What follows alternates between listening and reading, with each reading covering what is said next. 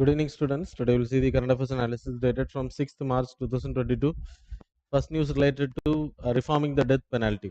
Death penalty பொறுத்தவரைக்கும், so it's against Article 21. Death penalty. So Article 21 talks about no person shall be deprived of life and personal liberty except procedure established by law. Deprived of life and personal liberty except procedure established by law. Procedure established by law in the sense, so if a law passed by a procedure, you can go stopping the article 21. அதன் மூலமா தான் இன்னைக்கு death penalty நம்ம கொடுத்துட்டு இருக்கோம் criminal procedure code அடிப்படையில். So anyway it was inhumane அப்படின்றது தான் இந்த ஆர்டிக்கிளோட explanation. So why we are providing death penalty because of deterrent and then retributive in the sense equivalent. Deterrent அப்படின்னா இனிமேல் இது தப்பு நடக்கக்கூடாது அப்படின்றதுக்காக who are against, who are supporting for the capital punishment, that is death sentence. Death penalty na capital punishment means hanging. India பொறுத்தவரை we have a hanging system. Retributive அப்படின்னா so equivalent punishment. So என்ன கொடூரமான தண்டனை பண்ற rape, brutal rapes and then murder and the other punishment, இது ஈக்குவலான punishment வந்து death penalty தான் அப்படின்றது. டிட்டரண்ட் அப்படின்னா இனிமேல் இந்த தப்பு நடக்காமல் பாதுகாக்கிறதுக்காக, தொடர்ந்து இந்த கிரைம் வந்து ஈஸியாக நடக்கிறத தடுக்கிறதுக்காக தான் டிட்டரண்ட் எஃபெக்டை உருவாக்கியிருக்காங்க. But it's not happening. So அதனால் இது வந்து ரிவ்யூ பண்ணப்படணும், டெத் பெனால்ட்டி வந்து சேஞ்ச் பண்ணப்படணும். Because European countries they have stopped everything. Death penalty நிறைய மேலை நாடுகளில் கிடையாது, இந்தியா போன்ற கண்ட்ரீஸில் தான் இருக்குது. ஸோ இப்போ சுப்ரீம் கோர்ட் அதை வந்து ரிவ்யூ பண்ணுறோம் இந்த ப்ராசஸை, விச் மீன்ஸ் நார்மல் கோர்ட்ஸ் கொடுக்கக்கூடிய டெத் சென்டென்ஸ் வந்து கரெக்டாக கொடுக்கப்படுதா அப்படின்றது question mark. So in 1980 there's a case called as Bachan Singh case. Bachan Singh case 1980. So இதில் சுப்ரீம் கோர்ட் இந்த பச்சன் சிங் கேஸில் கொடுக்கப்பட்ட ஜட்ஜ்மெண்ட்டை வந்து அப்ஹெல்ட் பண்ணியிருந்தாங்க. So that's the doctrine called as, the supreme court pronounce the doctrine called as rarest of rarest doctrine. Rarest of rare doctrine.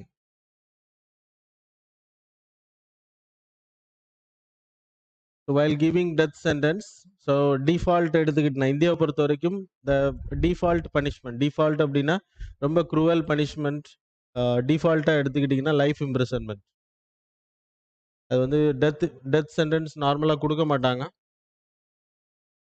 Bachchan Singh கேஸில் என்ன சொல்லியிருந்தாங்க, சுப்ரீம் கோர்ட் அப்ஹெல்ட் பண்ண அந்த வெர்டிக்ட் என்ன சொல்லுது அப்படின்னா, when you are providing a death sentence, the default punishment for any crime is, any crime in the sense it's a cruel crime, it's equivalent to death sentence கொடுக்கணும் அப்படின்ற crime அப்படின்னா default punishment வந்து life imprisonment.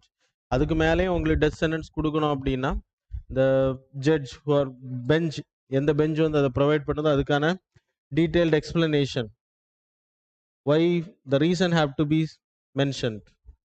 அதான் இந்த பச்சன் சிங் கேஸில் rarest of rarest doctrine. So எல்லாருக்குமே வந்து கொடுக்கக்கூடாது. டிஃபால்ட்டாக you can go for life imprisonment, default punishment. When there is a need then you have to give the special reasons. அப்போது கிட்டத்தட்ட லாஸ்ட் 5 இயர்ஸில் 500க்கு மேலே டெத் சென்டென்ஸ் கொடுத்துருக்காங்க. அந்த கேசஸ் எல்லாம் எடுத்து பார்த்தோம் அப்படின்னா இந்த டாக்டரின் வந்து கரெக்டாக ஃபாலோ பண்ணப்படலை அப்படின்றது தான் இப்போ சுப்ரீம் கோர்ட்டில் வாதங்கள் வைக்கப்பட்டிருக்கு. So anyway supreme court judges will review and tell. Issues நமக்கு தெரியும், இட்ஸ் அகெயின்ஸ்ட் ஹியூமனிட்டி.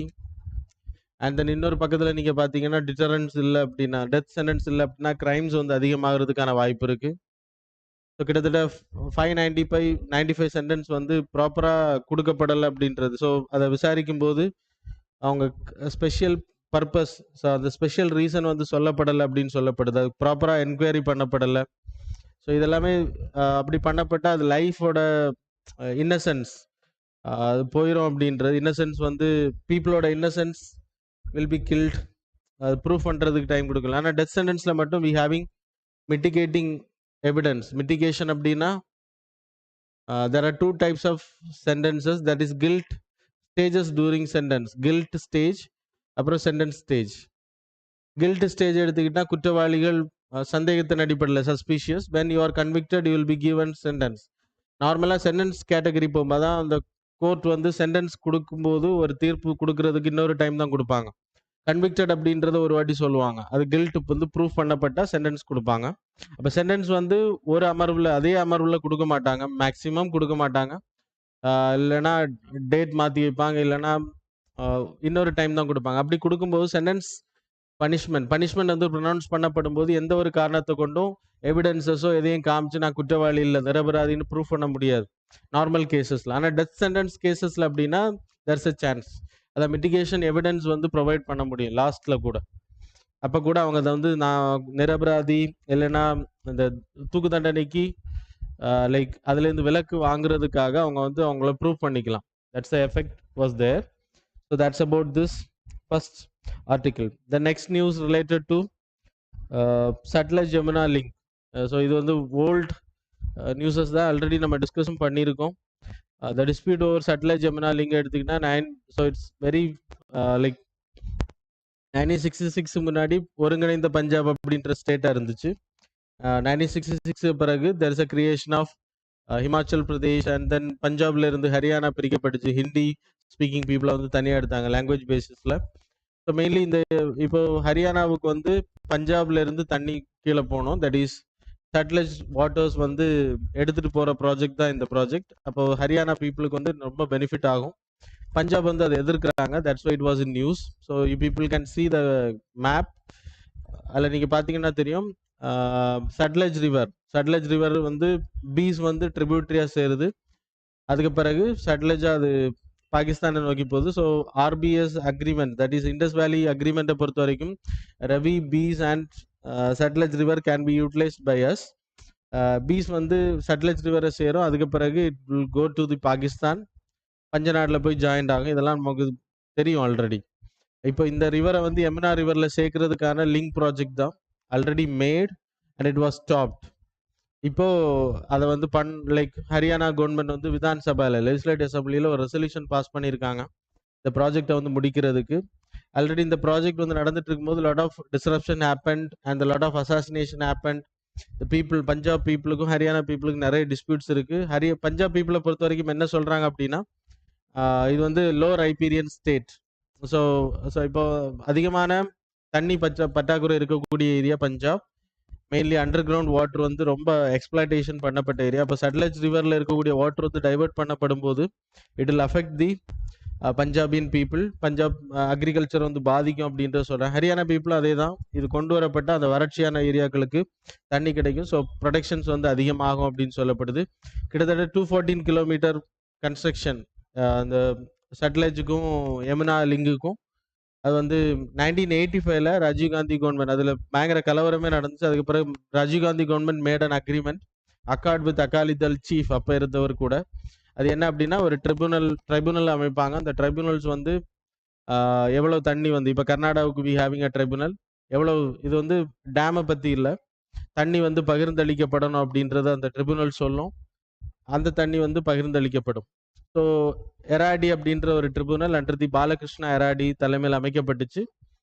அதில் எவ்வளோ தண்ணி கொடுக்கணும் அப்படின்றது. அதை எதிர்த்து என்ன பண்ணாங்க அப்படின்னா Punjab government they passed an act. இந்த அக்ரிமெண்டே டெர்மினேட் பண்ணுற மாதிரி, that is Punjab termination of agreement act. And then supreme court வந்து அந்த ஆக்டை வந்து நல்லிஃபை பண்ணாங்க. இட்ஸ் அ பேஸ்லெஸ் அப்படின்றத சொல்லி.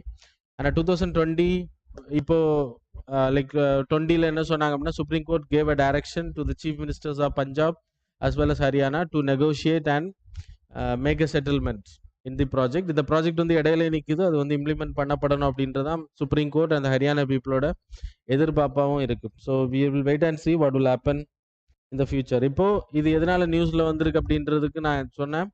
ஹரியானா கவர்மெண்ட் ஸ்டேட் லெஜிஸ்லேட்டிவ் அசம்பிளியில் they have passed a resolution to implement the project. So that's all. Then third news related to green initiative for effective plastic waste management. Plastic waste management we having rules 2020 act la adukapra 2022 la we amended the act. Alla prakriti green initiatives for effective plastic waste management அப்படின்ற ஒரு awareness campaign வந்து launch பண்ணியிருக்காங்க. அதுக்குன்னு ஒரு simple launch பண்ணியிருக்காங்க. So to promote the plastic plastic வேஸ்ட்டை தடுக்கிறதுக்காகவும் green இனிஷியேட்டிவை கொண்டு வர்றதுக்காகவும் மெயின்லி அதில் மெயினாக ஒரு நேஷ்னல் டேஷ்போர்ட் கிரியேட் பண்ணியிருக்காங்க. சிங்கிள் யூஸ் பிளாஸ்டிக்ஸ் வந்து எவ்வளோ யூஸ் பண்ணப்படுது, அதில் ஸ்டேக் ஹோல்டர்ஸ் வந்து கவர்மெண்ட் டிபார்ட்மெண்ட்ஸ் எல்லாமே இருக்கும். அந்த சிங்கிள் யூஸ் பிளாஸ்டிக்ஸை மொத்தமாக எலிமினேட் பண்ணுறதுக்காக கவர்மெண்ட் செக்டார் கேட்டகரி அதுக்குன்னு ஒரு டேஷ்போர்ட் லான்ச் பண்ணியிருக்காங்க. அப்புறம் எக்ஸ்டெண்டட் ப்ரொடியூசர் ரெஸ்பான்சிபிலிட்டி அது வந்து ப்ராப்பராக ஃபாலோ பண்ணப்படுது அப்படின்றத மானிட்டர் பண்ணுறதுக்காகவும் லைக் ரிப்போர்ட்டிங் பண்ணுறது, எவ்வளவு ப்ரொடியூஸ் பண்ணப்படுது, அந்த ப்ரொடியூசர் ரெஸ்பான்சிபிலிட்டியை வந்து உறுதிப்படுத்துறதுக்காக that is by importers, producers, அப்புறம் பிராண்ட் ஓனர்ஸ் அவங்க வந்து அதை திருப்பி வாங்கிக்கணும். அதை ட்ரேசபிள் பண்ணுற டிரான்ஸ்பரன்சி அது கரெக்டாக பண்ணுறாங்களா இல்லையான்றதை ட்ரேஸ் அவுட் பண்ணுறதுக்காக எக்ஸ்டெண்டட் ப்ரொடியூசர் ரெஸ்பான்சிபிலிட்டிக்கான ஒரு போர்ட்டல் லான்ச் பண்ணிடு. எவ்வளோ பிளாஸ்டிக்ஸ் வந்து வருது, எவ்வளோ பிளாஸ்டிக்ஸ் ரீடேக் பண்ணப்படுது ஒவ்வொரு கம்பெனி மூலமாக அப்படின்றத அந்த டீட்டெயில்ஸ் மூலமாக தெரிஞ்சுக்கணும். அப்புறம் மொபைல் ஆப் இன்ட்ரடியூஸ் பண்ணியிருக்காங்க. இது normal citizens they can monitor, அவங்க ஃபோட்டோ எடுத்து அனுப்ப முடியும். பிளாஸ்டிக்ஸ் செல்லிங் பண்ணுறது, இந்த சிங்கிள் யூஸ் பிளாஸ்டிக்ஸ் அதை தடுக்கிறதுக்கான மெஷர்ஸும் எடுத்திருக்காங்க. ஸோ இதுதான் இந்த அவேர்னஸ் கேம்பெயினை பொறுத்தவரை. பிளாஸ்டிக்ஸை பொறுத்தவரை people know it will create micro plastics. Already நம்ம படித்தோம், மைக்ரோ பிளாஸ்டிக்ஸ் இப்போ ஹியூமன் பிளட்லையும் கலந்துருச்சு.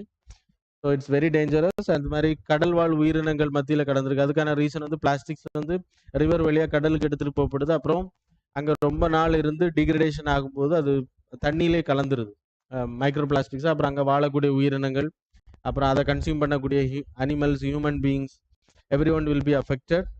ஸோ அது தெரியும் நமக்கு. அதுக்கு மேஜர் சேலஞ்சஸ் பிளாஸ்டிக் மேனேஜ்மெண்ட் எடுத்துக்கிட்டிங்கன்னா லைக் நம்ம இந்தியாவில் இன்னும் போதுமான அளவு பயோடிகிரேடபிள் லைக் பிளாஸ்டிக்ஸ் இல்லை, கவர்ஸ் நம்ம யூஸ் பண்ணுறது கிடையாது. அப்புறம் சிங்கிள் யூஸ் பிளாஸ்டிக்ஸை வந்து மறைமுகமாக நிறைய இடத்துல சேல் பண்ணுறாங்க. அதுக்கான ரீசன் வந்து நான் உங்களுக்கு சொன்னேன்.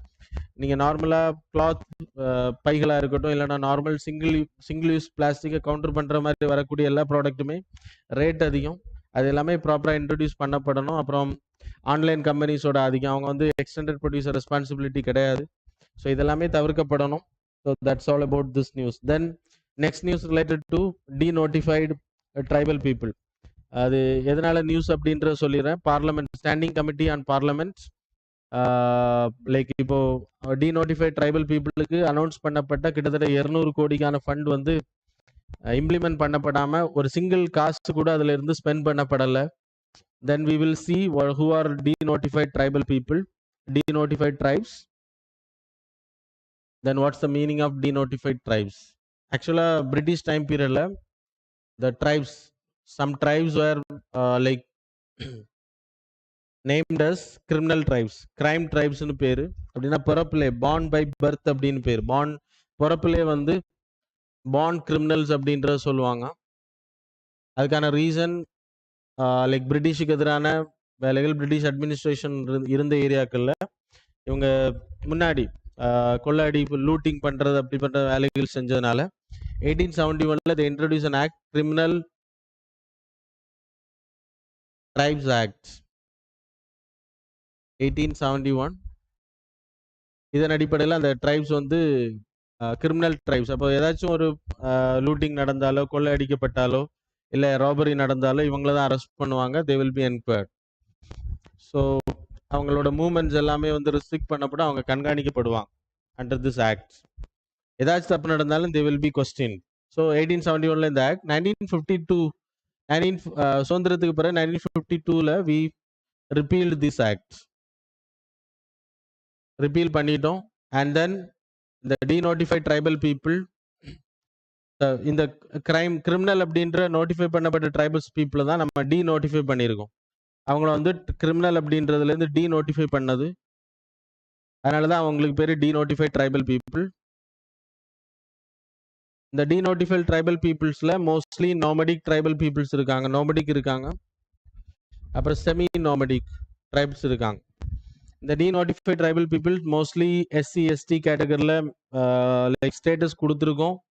எஸ்சி எஸ்டி அப்புறம் ஓபிசி ஸ்டேட்டஸ் ப்ரொவைட் பண்ணியிருக்கோம். நிறைய ட்ரைப்ஸ் வந்து மென்ஷன் பண்ணப்படல because they are nomadic, they are in moving. அப்போ இவங்களுக்கு வந்து ப்ராப்பராக லேண்ட் இதெல்லாம் கிடையாது. இதெல்லாம் டீநோட்டிஃபைட்லேருந்து மாற்றப்பட்டு. ஸோ யூ பீப்புள் நோ தமிழ்நாட்டில் டீநோட்டிஃபைடில் Narikuravar people under the denotified category. So இந்த மாதிரியான ப்ராப்ளம்ஸ் அவங்களுக்கு இருக்கும். இது ஆக்சுவலா அவங்க கிரிமினல் அப்படின்ற ஸ்டேட்டஸ் நம்ம எடுத்துட்டோம், இருந்தாலுமே இன்னைக்கும் they will be considered as a crime. நிறைய எக்ஸ்பிளாய்டேஷன்ஸ் இருக்கு இவங்க எதிராக. Then we having lot of commissions made for the welfare of the people. அதில் மெயினாக national commission for 2003 there was a commission made, National Commission to Review Working of the Constitution 2002 under the Venkatachalaya Committee. Venkat Chalaya. So அவங்க தலைமையில் national commission to review the constitution. இந்த committee என்ன சொன்னாங்க அப்படின்னா, இந்த denotified tribal peoples who are not under the any status they are exploited a lot. அப்புறம் இவங்களோட population வந்து கிட்டத்தட்ட 10 crore மேலே இருக்கு அப்படின்றதும், 10.4 crore denotified tribal people.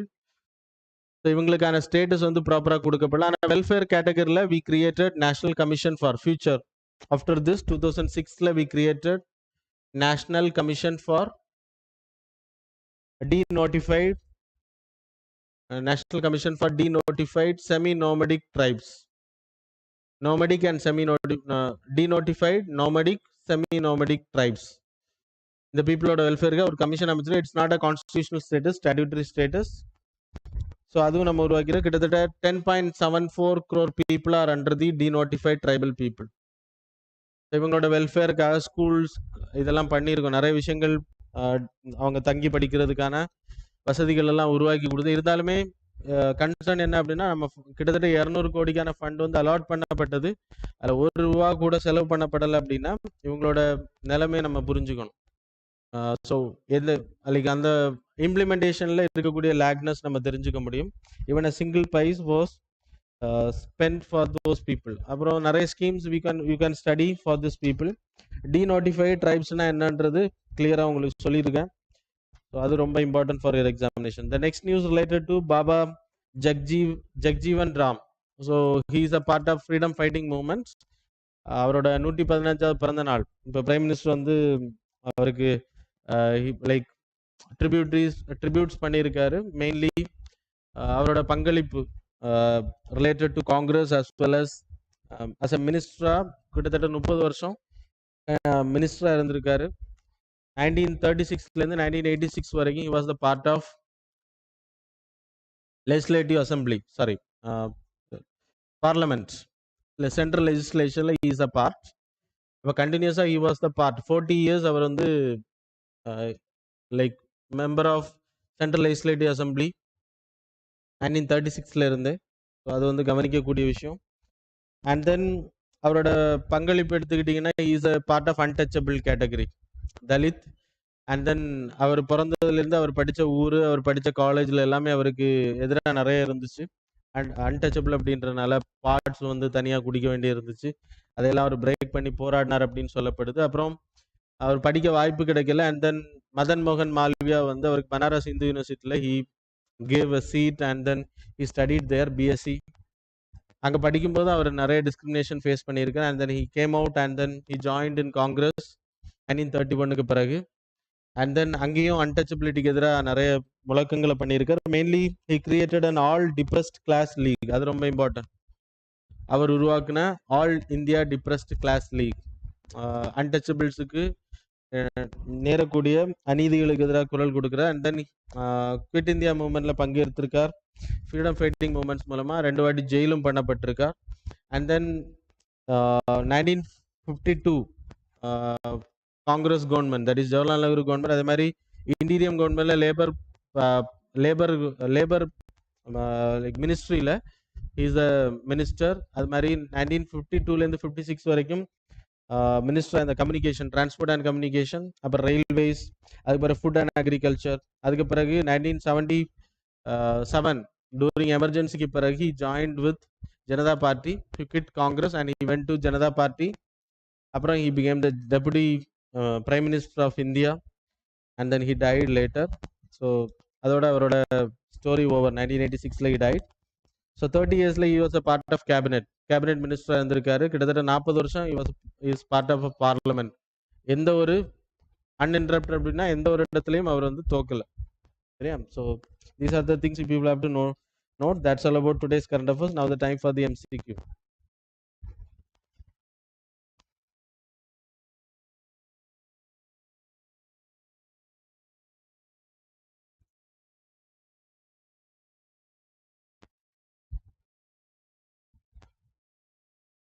So question number 1, with reference to Intergovernmental Panel on Climate Change (IPCC), consider the following statements. Statement number 1, it was established by World Meteorological Organization and United Nations Environment Program (UNEP) in 1988.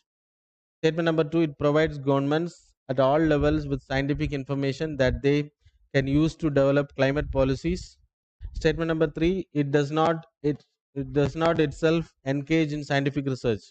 Which of the statements given above is are correct? Options are 1, 2 only.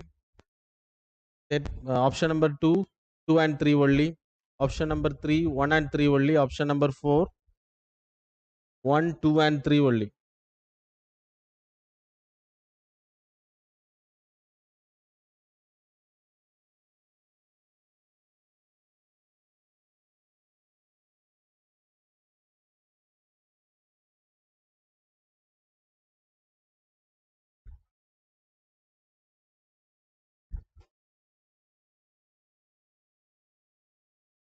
Question number 2, India conducts a joint military exercise named Mitra Shakti with which of the following countries? So first one, options are first one Thailand, second one Bangladesh, third Sri Lanka, fourth Nepal.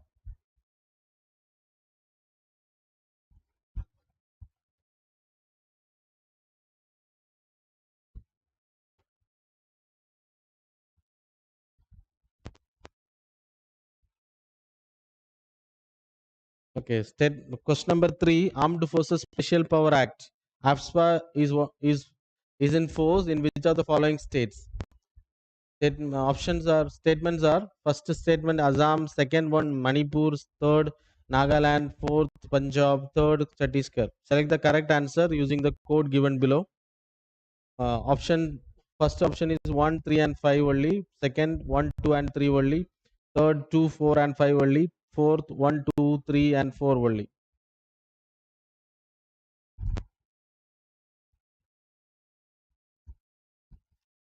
Question number 4, Air Quality Database 2022 has recently been released by which of the following organization? Options are A, UNEP, that is United Nations Environment Program. Option B, United Nations Sustainable Development Solution Network. Option C, World Meteorological Organization (WMO). Option D, World Health Organization.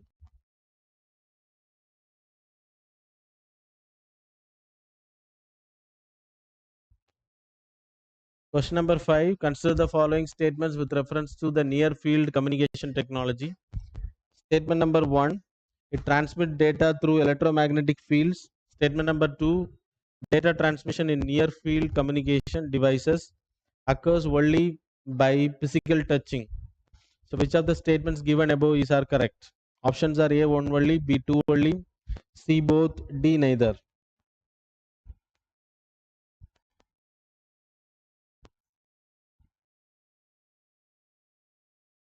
So check your answers. Now I will dictate the answers.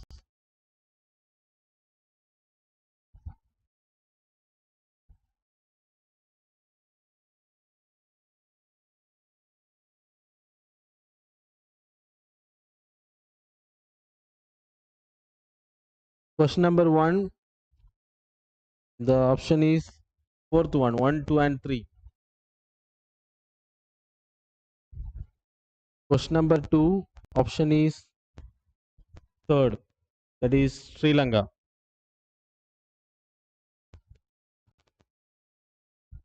Question number 3, that is 1, 2 and 3, that is option number second option, 1, 2 and 3 only.